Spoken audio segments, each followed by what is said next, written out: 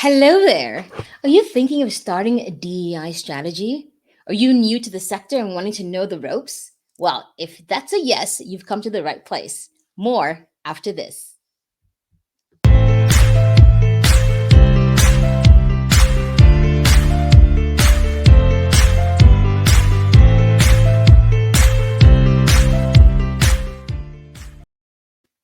Hello, everyone, and welcome to another episode of Inclusive Workplaces with Amara. As usual, I have a great show planned for you. Today, we're going to be talking about DEI and how to succeed at an impossible job by Sarah Cordivano. But before I begin, as you know, on this show, I focus primarily on helping people managers create and sustain a more inclusive workplace. And so today, we can't talk about an inclusive workplace without DEI. And what better person to kind of show us the ropes? And I'm talking about Sarah Cordivano. Hi, Sarah. I'm going to bring her back in here. Hello, and welcome to the show. Welcome to Hi. Inclusive Workplaces with Amara. Hi. It's so nice to be here. Thank you. Yeah, it's so great to have you here just because, I know you, you're a friend, and I'm so proud of you for writing this book. And I can't wait to, delve right in. And so, as I said, today, Sarah's going to be talking to us about how to succeed at an impossible job. And I kind of want to maybe start off with, introducing you to Sarah, because I'm sure most of you probably are wondering, who is Sarah? And if you don't know her, well, let me tell you, she is an incredible, passionate DEI advocate. And actually, currently, Sarah Cordivano works as the head of DEI strategy and governance at Zalando. And this is a 17,000 person e commerce company in Berlin. I know this company well. Her academic background is in data analytics, which uses her DEI which she uses in her DEI work. And you can imagine with DEI, we're going to be talking about metrics, and she's going to share a bit more about that. She is also writes a blog titled DEI in the Workplace, and we'll be sharing more where you can find a way to follow her work online.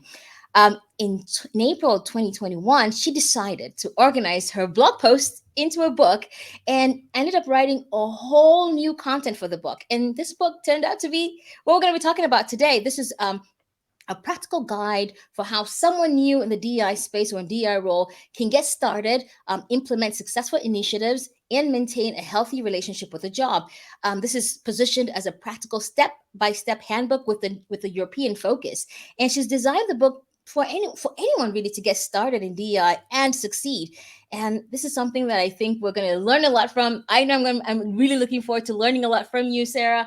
This is a book that I remember talking to you. You were talking to me about it last year, if I remember. And I'm so happy it's kind of come to fruition. So welcome. And I can't wait to get into the conversation. Yeah, thank you. So we're going to start off maybe with a title. I think that I find the title very interesting, and maybe you can tell me a bit like, why did you choose that title? How to succeed at an impossible job? What does that mean? Yeah, so I don't mean that it is impossible to do good work in DEI. I don't mean that it's impossible to have an impact. What I mean is there are so many expectations we have for ourselves, expectations of our stakeholders, expectations of our organization, Yeah. and it is in a way impossible to actually fulfill all of those expectations. Yeah. So a lot of the book is actually about how do we negotiate those expectations? How do we come to a more realistic understanding about what DEI is in the workplace? And of course, how do we put all the pieces in place to be successful? I think that's absolutely brilliant, and you're absolutely right. There's so many different things that happen behind the scenes that could make the job impossible. Actually, right? So I'm happy that you've very cleverly put that together in a sense to kind of help us understand, what we need to be aware of when we decide to launch a DEI strategy. Of course, we know that after the George Floyd murders, this George Floyd murder in 2020, in May 2020, there was just this outpouring of messaging and declarations and marches and protests. I mean, all around the world. It just seemed like the whole world just woke up and recognized that, oh, there's, yeah, we do have structural racism and systemic racism in the world, and what are we going to do about that, and what can we do about that? And then a lot of companies and organizations stood up and said, hey, you know what, we want to take this seriously. We want to tackle systemic racism, and even in the workplace we want to talk about DEI. So yeah, can you tell us, why should we be talking about DEI now? Why DEI, and why now? Yeah, so I think that was a pivotal moment for the entire world to really wake up and see DEI as a necessary topic to address in the workplace. And I think perhaps Europe was a little bit further behind Mm-hmm. in realizing that compared to the US. And I think following the murder of George Floyd, we saw many companies hiring their first ever DEI person. And they often looked internally to hire that person. And there's probably many reasons why they did that. I actually cover it in the book a little bit. And oftentimes, why my book is relevant now, you know, oftentimes they hired someone who was not really equipped to jump into that role. And I'm Right. not saying they weren't passionate, they weren't dedicated. It's that the organization had not set them up for success. So they had no staff, no budget, no executive endorsement. Mm-hmm. And all of this sort of summed up to a really challenging situation, I think, for individuals, but also for our industry. And I think we've seen how the salaries of DEI folks have increased because the demand is there, and there's just not enough people, specifically in Europe, to fill that demand. Right. So you've got a really high number of passionate people trying to do a monumental, impossible task with little support. Right. And that's what the book is about. That's why I wrote the book, to empower those people to succeed in their jobs. Yeah, awesome. And I actually have a copy. I've been reading it, and it's absolutely fascinating. I love how you delve into the topics, and I also love the language that you use. This is very accessible language. You're not using a super academic language that's kind of maybe might be a barrier to some people. I love how easily accessible it is, and yeah, it's a fantastic read, and chock full of initiatives and things to remember. But before we jump there, though, I do want to know, how did you start off in DEI? Like, what's your background? Yeah, so that's an interesting question, and I have a very, let's say, non-linear path that brought me to diversity, equity, and inclusion. So my background is more in data analytics, in geography, and in mapping data, and there is sort of a logical connection between studying geography and realizing how access to resources and opportunities are not equitably distributed in the world. So perhaps that's sort of my origin story of how I sort of planted the seed on this topic years ago. Right. And I worked in city government for a while. I worked with tech companies that also really informed me about, what power tech has in our society, and whether that's a good power or a bad power is probably up for debate. Yeah. Yeah. And I moved to Berlin in 2016. I was working in tech, and I got involved in employee resource groups, which, by the way, is a very typical way people get involved in DEI work. They become active community organizers through ERGs, and they eventually transition into working DEI full time, which is what I did. But I really feel like the background and the skills that I accumulated throughout my career, so data analytics, project management, understanding how tech organizations work, organizing communities, all of that really influenced me and really supported me to ultimately end up in DEI. And I actually think that there's sort of a nice lesson there, where if you've got this sort of nonlinear career path, you bring a lot of skills to the table that you can actually apply to DEI work. And I think that's helped me along the way, actually. Helped me empathize with my stakeholders, helped me communicate in a clear way that's not too academic, and hopefully manage projects effectively. I mean, that's what it really takes to succeed at DEI, I have to say. Yeah, absolutely. And yeah, I think that also, I mean, I also love how, you were able to find your way into this space and really pursue it in such a way that you've now also you've actually garnered a lot of experience that's caused you to or propelled you to write this book, which, like I said, is so eye-opening, especially for those who are starting off. And I like how you're coming from geography, right? You're talking about coming from a space that's completely, one would think was like, what does it have to do with, DEI? And you've been able to find a connection. And I guess, this is a topic that we might be asking, people might be wondering, like, do I need to have a background in education, in equity work to start DEI? And I guess the answer would be no. I would say What would you no. say? Yeah. I would say no. I think there's so many different ways to enter this field, and I think there's some skills. I talk about this in the book. The skills you need to succeed, and you know, Mhm. there's a lot of what we do in DEI is around finding the answers, not knowing the answers automatically, but knowing where to go, who to talk to, how to, put our own experiences aside to empathize with others.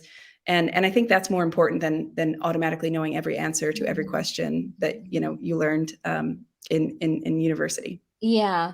I also like how, curiosity, I think, is a huge ingredient as well, because it's curiosity that lets you begin to do that work. That's that inner work too, right? That would then position you to address the issues around DEI. Because at the end of the day, DEI, or diversity, equity, and inclusion, and all that it entails, impacts everyone, right? It's something that will impact you if you're working, if depending on where you fall in society, right? So I think it's something that definitely impacts everyone, and everyone definitely has a role to play in promoting it.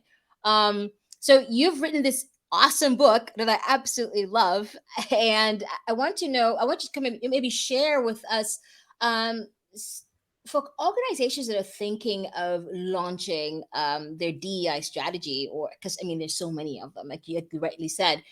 What are some things they need to think of? What are maybe the top three things they need to be thinking about in terms of launching the DEI strategy? Yeah, so the first thing I would say is finding that executive sponsor or champion who's willing to put their reputation behind the work. Even better if it's not someone in HR, because that goes a long way to pull the topic out of a sort of human resources specific topic. Mhm. Um, I would say the next thing is really around setting a strategy that has buy-in. So essentially, when you get to that first strategy, make sure that you've got commitment from your stakeholders, from your executive team, and the resourcing to put it into practice. So I think what happens often is that you've got these very ambitious strategies, but you don't have the commitment from the organization to actually implement them. And that can be very, very risky. Oh And yeah. then Hmm. yeah, and lastly, I would say data. Having a data driven strategy, using data to measure the impact of your work, and I mean, hopefully, using data to identify whether or not the work that you're doing is actually successful. Hmm. And I think that's probably one thing that a lot of organizations overlook because it's hard. It's hard to collect data, Hmm. but what's the worst thing that could happen? You invest a year of work and all of your initiatives aren't actually having the impact that you want them to have. And and that could be very problematic, right? Yeah, definitely. um, so I feel like when I hear this, because I mean, the first one said, you need to find an executive sponsor, you need to get people on board. But gosh, it can be so difficult though, right? Like sometimes just finding that person, or even getting that buy-in, because sometimes you also have leaders who say, yeah, we DEI is great, we want this, but then the body language, what they're saying does not really match their actions. Like, so what do you do? How do you deal with that when you see a situation where um the you so to speak have the leadership say, yes, we want DEI, this is important to us, but then their actions are completely going contradictory to what they've said, and you want to get this in executive sponsor, but you're not quite sure how to do that. Like, could you share how you were able to jump that hoop? Yeah, I mean, this is a tough one because I think it's often dependent on how you as a DEI professional are positioned within the organization. Mm, And this is another key to success. You know, if your position is sort of buried within 3 or 4 levels of hierarchy and you don't really have that exposure to the executive team, I think it can be very difficult to build that relationship, honestly. mm, And so I would actually start to address that as the root cause. And mm, even if you do have all those levels of hierarchy between you and the decision makers, you have to start talking to people between you and the executive team and say, essentially, I need you to put me in front of those people. I need you to mm, help build those relationships. And mm, then the other thing is really crafting an expectation document about what you expect from your sponsor. How much time that should they be committing? What kind of learning journey do you need them to take?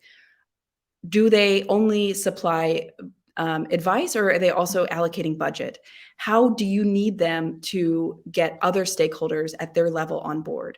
And honestly, oftentimes I think this mismatch of expectations comes from not communicating with them. Look, this is what I mm. need you to do. And it can be awkward to talk to someone at that level and say, look, I really need you to do X, Y, and Z. I need you to put your name on this blog post. I need you to have a conversation with your colleague on the management board and tell them, their behavior is unacceptable. Those are awkward conversations, but honestly, that's what it takes.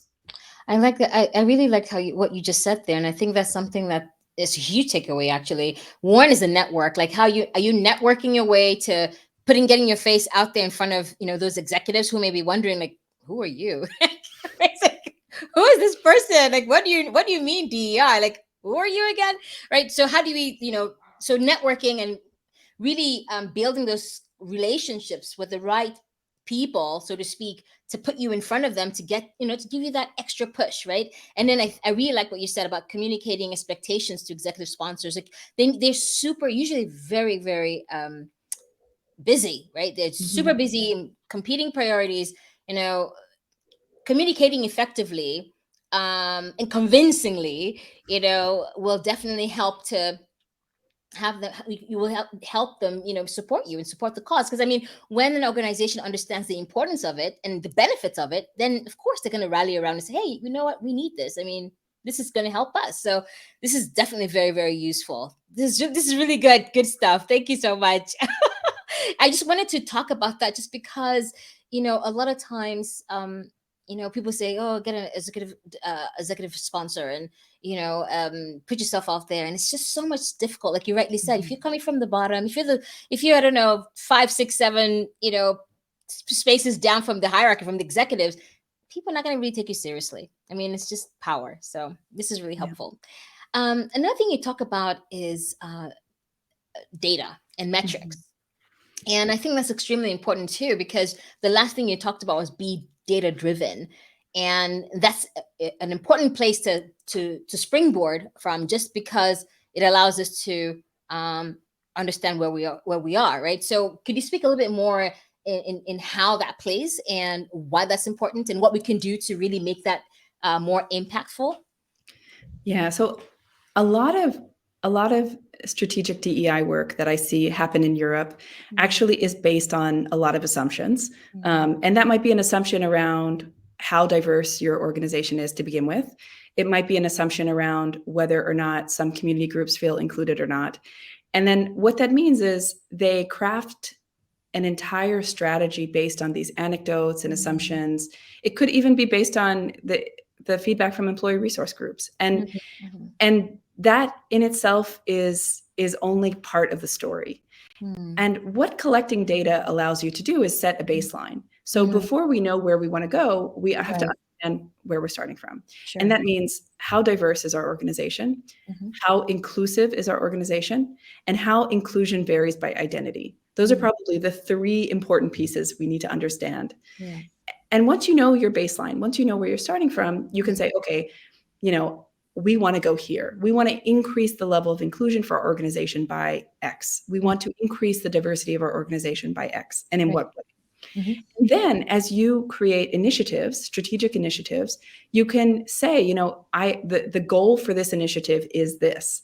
And then you can actually look back a year later and say, well, did that initiative actually help us achieve that goal? Is it actually helping us to work towards our ultimate strategic goal with our organization? Mm-hmm. And I think that's a scary question to ask because, like I said, you might have invested a year in, let's say, a mentorship program, but oftentimes what happens is we have very well-intentioned initiatives, but there's a lot of underlying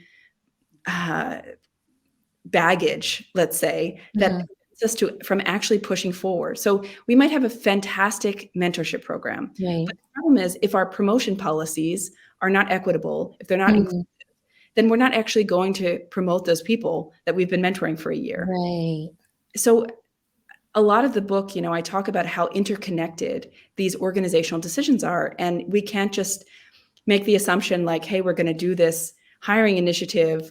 Have these KPIs, but if you have an organization that's not welcoming and you have high levels of attrition, especially among, let's say, people of color, all of that work, all of that energy is going to be completely wasted because you're going to hire a fantastic group of people and then they're going to leave. And Mm-hmm. can you imagine anything worse, Right. So data is a really important piece to measure what's going on, to understand where your problems truly lie. Yeah, that's really helpful actually, because the foundation just has to be set, right? You just have to have the right policies in place, the right foundation to build on. And I think, like you rightly said, using data can help us understand where we're starting from. So, what are some of the metrics that you use, or would you suggest? And what are some things we can? What are some ways to really determine where we stand? I know there are surveys. Are there other things that people can do, other organizations can do, to really determine where they stand, especially with the policies and even the climate? Yeah. So the first thing I would do is a DEI survey. Okay. And I actually talk about this a lot in the book because as Hmm. my background as a data analyst, like I Yeah. really, really was passionate about this and Hmm. how to do DEI surveys in Europe and be compliant by GDPR is a really Right. important topic. And Yeah. so collecting data on identity, collecting data on inclusion and belonging, and then Hmm. looking at the intersection of those two data Hmm. sets is really important. If you don't have that buy-in for a survey, I would instead do focus groups. So I would meet with employee resource groups. I'd ask them what their challenges are, and I would try to sort of summarize that and interpret that. And I would also audit your internal processes. So I would look at your hiring, your promotion, your anti-discrimination policies, the number of anti-discrimination cases you get. So I think even if you can't do a survey, you should still take a look at your organization and try to understand, what's going on, and that will still give you a lot of core information that you can build on. Yeah, I'm just quickly just typing here some things that could kind of help people understand like what they could potentially do. So you're saying we need to start with surveys, maybe focus group discussions, and also evaluate like the internal processes or policies that guide the organization. That could be one way to begin. Is that correct? Right. Is that good? Yeah, absolutely. Awesome. This definitely definitely helps. And I guess when we were talking about DEI, we have to be honest. It just comes with a lot of challenges, also, right? Because it's about change, and who really likes change? It's the hardest thing to change anything. Your mindset. Going to the gym. Like these are really difficult things because people are just wired to just do the same thing over and over again. So I would like you to kind of talk to us a bit about, what are some of the potential barriers to implementing a DEI strategy so that we're really honest about the reality. And this could definitely help others who are thinking about, launching this and they're not, thinking, oh, it's going to be perfect, Yeah. Yeah. Yeah, I mean, I think that's one of the biggest challenges is our expectations are often different from what we can achieve. I mean, a lot of people get into DEI thinking it's going to be like grassroots activism, thinking Mhm. it's going to be like protesting in the streets. And especially folks that come from the ERG space, that's their mentality. And I identify with that. Yeah. But at the same time, we're doing DEI in a for-profit, often corporate space or, university space, very, very very complicated organizations. Yeah. And, currently I have to just say in the current business climate, we also Mhm. have to be realistic about what organizations are willing Yeah. to contribute. To take on. Yeah. Hmm. Yeah. So I would say, one big challenge is, how do we get DEI at the essentially ranked among other strategic business priorities? Yeah. This is hard Huge. to do. Oftentimes, Mhm. organizations don't even think about it as a strategic business priority. They think about it as an HR topic. Right. Yeah. Yes. So pulling it away from that and really trying to literally, you know, like if your organization has an annual plan, an operational plan or something like that, making sure it's part of that, making sure it ranks at the same level as, I mean, maybe not the same level, but, you know, quite high among other priorities. So that's one challenge, and I think that's quite hard to do, to be honest. Yeah. The next is, and I think this is very common in Europe, is having a strategy that focuses on just one dimension. So Mm. I talk to a lot of organizations. They have their strategy is women in leadership. You know, like Mhm. if we just It's get a women in common leadership, one. It's a common yeah, one, right? Yeah, gender. Yeah. yeah. Mhm. And you know what happens? Like 18 months later, they have this reflection, this soul searching journey, and they're like, you know what? Our strategy is too limited. Let's actually take a more holistic approach. Mhm. And I think my advice to all those organizations is save 18 months and start with a holistic strategy to begin with. Mm, That's mm, probably, you know, it's mm. when we think about our DEI work, we want everyone in the organization to somehow, for it to resonate with them, you know, to feel like it's relevant for them. Sure. And when we just talk about one identity and make that our only focus, it's really hard to do that. Yeah. Um, And, you know, a rising tide lifts all boats. When we Yeah. create a more inclusive workplace, I mean, I hope that is making, you know, Black women and queer people feel more included, but it should also make everyone feel more included. I mean, there's Mhm. a lot of research around doing accessibility improvements to your website. Does not just help people with disabilities; it helps people who don't have disabilities as well. Yeah. Yeah. Absolutely. Mhm. Yeah. So those are probably the biggest challenges, and I would say they're not easy challenges. And again, this is the impossibility of DEI work. I mean, Right. it is monumental to solve those challenges, to be honest. But that's also around why we need to set our expectations correctly. You know, we this takes a long time. This is a change journey where Yeah. we're asking people to put a lot of their own privilege, their own time, energy, and money Mhm. um, as part of their business to contribute to DEI, and that's not Right. easy to do. Yeah, I really love what you just said there. It's a change process. I always think of it as a marathon. Like, you're not going to get DEI perfect in a day. Like, and no workshop is going to set everything straight in one at a go, right? You really, it is really a marathon and not a sprint, right? Because it takes time. Like we said, Mhm. the change takes a lot of time.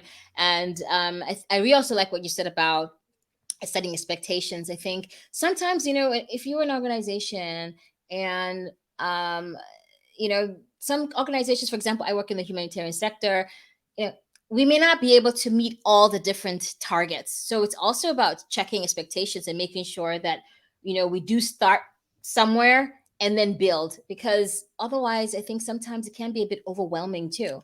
And every organization will need to sit down with its board and say, okay, where do we begin? What are our priorities? And let's get the ball rolling, right? So it's not easy. It's challenging. And I think I like how we're going to segue now into talking about the work-life balance, because a lot of times it's also very emotionally draining, so let's talk about that. What would a DEI work-life balance look like according to you? Yeah, that's a great question, and it's one of the important themes of the book, because in order to succeed at this work, you have to not quit. you Hmm. have to you have Yeah. to survive it, Yeah. and whenever you're working a job that's very emotionally intense and that you're Mhm. also very passionate about, it's Right. very easy to put your entire heart and soul into the work. It's Yes. very easy to be disappointed. It's very easy to feel like you're not doing enough, to feel like you know you have this vision for what you want the job to be, and it's really Mhm. difficult to actually meet that vision. Right. So I would say there's probably a few things that you can proactively do. The Mhm. first, again, and this is around expectations, probably a theme in this conversation, but Which is good. It's yeah, important. yeah, Yeah. Mhm. setting really clear expectations with Mhm. yourself, and then Mhm. also with the people you work with. Mm. And And this can be, being very clear about what your strategy covers and what it doesn't cover. This also ties into really having a realistic sense of what is within and outside your sphere of control and influence. Mhm. And this is a sensitive one, because I think we don't want to admit to ourselves that we don't have influence or control over a certain situation. Right. But our stakeholders typically expect for us that we do. Mm. They look at DEI touches everything. So they Everything. look at Absolutely. Yeah. everything. So they look at the DEI person and they say, of course you have control over compensation and benefits. Of course you have control over whether the doors are accessible in the building. Of course you have control over, the website and whether or not it's accessible. Like and I understand, I understand why that expectation is there, but we Right. have to be realistic with ourselves. Like, there might be some topics where our organization says, I'm sorry, not a DEI topic to us. Like, Yeah. you're Yeah. not going to work on that. And Absolutely. you have to have that tough conversation with your stakeholders and say, like, I want, let's say, compensation and benefits. Like, I want this to be, I perceive this as a DEI topic, but at our organization, it is not something I have influence over. And yeah, that's a tough conversation. It's a tough realization for ourselves. And then a lot of the other tricks or approaches are really about how you spend your time outside of work. Are you really using that time to refresh and re-energize? Surround yourself with people who support you and that you trust. Are you getting in touch with your own body's awareness of when you're getting close to burnout or feeling really overwhelmed, so you can proactively take time off? Yeah. Never leave vacation days unused. Never. I mean, Right. this is, I'm from the US. There's some sort of weird pride in not using sick days or vacation days. I don't Yeah. feel that way at all. I like, it's when I'm sick, I take a sick day, Yeah. In many of the jobs I've had in my life, I've also worked only 4 days per week. And I know that means less money, but it also means I have an extra day to Yeah. refresh. And Absolutely. yeah. And then the last thing is probably more of a fundamental thing, but we, even if we're passionate about a topic, work is work. It is a financial transaction where we're getting paid for our expertise and time. And I think everyone just needs to hear that. We have to remember that, like, we are not working for free. We are not doing this work because we care about it. We're getting paid for this work. And there's a privilege in getting paid to do this work, because a lot of people don't get paid for it. But we also have to take that responsibility and take care of ourselves in that. Yeah, that's the reality of the situation. Yeah, I want to just quickly write that down. So what we're saying here is that it is a job, first of all, right? So yeah, treat it as such. Also treat it as a job, because once it becomes more than a job, once you make it more than a job, it just engulfs you, and then just really there are no barriers, right? And I also like what you talked about, mental health. I think that's also very important. And I think something that we could also benefit from when we talk about DEI, and as it pervades the whole organization and people, is this heightened sense of self-awareness. I think that's something that we definitely need to go all in when it comes to DEI. It's like, this is definitely going to cause people to begin to have a more introspective look in how they act, how they think, how they treat their teams, how we treat our colleagues, the kind of environment and climate we want to create. And I really want to also, just before we say goodbye, just end on that note about the importance of self-awareness in this work. Absolutely. And I actually touch on this in the book as well. I mean, I think specifically for people doing DEI work that have a lot of privilege. So, white men and women, specifically, there is so much self-awareness you need to not center yourself in the work that you do. And it can be tempting, because you might feel like, you might be, have some part of yourself that is part of a marginalized community. But at the same time, the work that we're doing is much greater than ourselves. And we need to recognize that our lived experience are not the lived experience of other people. And that awareness and that humility and that reflection is so important. because it's so easy to get defensive, especially in a job where you're really passionate about, and you get some feedback like, hey, this strategy is not what I expect, or, you're focusing so much on this topic and not this topic. It's easy to get defensive, but we have to remember why we're doing this work. We're not doing this work for ourselves. We're doing it for an entire organization. And that requires a lot of self-awareness. Absolutely. Awesome. So, Sarah, tell us, I 100% agree with you. And I always talk about that. I think self-awareness is the beginning of any step that you want to take, and especially one that concerns DEI. So could you tell us a little bit more about, what you're going to be doing next? What are some things that we want to watch out for? I want to bring up your book again because I think it's so awesome, and I just love the design. So yeah, can you tell us a little bit more about what you're up to, what you're going to be doing? I've put in there in the ticker where people can find you, and I guess they can also buy your book on the from Amazon. Maybe you can share a bit more. Yeah, sure. So by the time you are watching this, you will be able to buy my book on Amazon in ebook, hardback, and paperback. Fantastic. And not just Amazon.com, you'll also be able to buy it on Amazon.de, Amazon.co.uk.nl, all the Amazon websites. And you'll also be able to find my website, which is linked at the bottom of the screen right now, and find out more information about my blog, which was a lot of the motivation for starting this book came from the blog that I've been writing for years. So you can check that out as well. And if you're in the situation where you can't afford to buy the book, there's also a contact form on the website. Just contact me. I'm happy to send it to you for free. Oh So, my goodness. yeah. That is, Sarah, that is just so incredible and so generous of you. And, I think I'm reading the book. I have the pleasure of reading the book, and it is such an incredible, just so engaging. And I love your tone. I love the examples you use. And I just love that it's so accessible. Like anyone can read it and get it, it's not so technical that you're like, oh, what is this? I don't understand. You really, it's like you're talking to someone, and it really feels very natural. So please go out there and get this book. I'm reading it and I'm using it. I'm using it in my organization too. And yes, it's such a pleasure to have you on the show, Sarah. And gosh, I got to commend you, because I remember when you started talking about writing this book, and I'm like, go for it. Yes, yes, yes. And finally you did it. I'm just blown away. I'm blown away.